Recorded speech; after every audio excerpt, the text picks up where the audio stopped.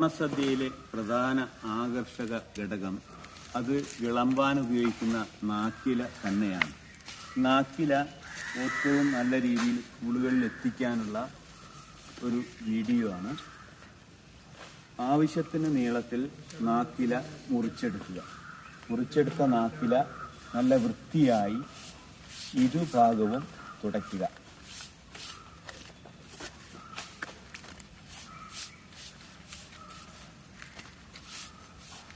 അതിനുശേഷം ഒരു news paper നിവർത്തി തിരിച്ച് നാക്കില ന്യൂസ് പേപ്പറിലേക്ക് വെക്കണം. ന്യൂസ് പേപ്പറും നാക്കിലയും ചേർത്ത് ഇതുപോലെ മടക്കിയെടുക്കുക. ഇല വാട്ടരുത്. വാട്ടിയ ഇലയിൽ ഭക്ഷണം കഴിക്കാൻ രുചി കുറവായിരിക്കും.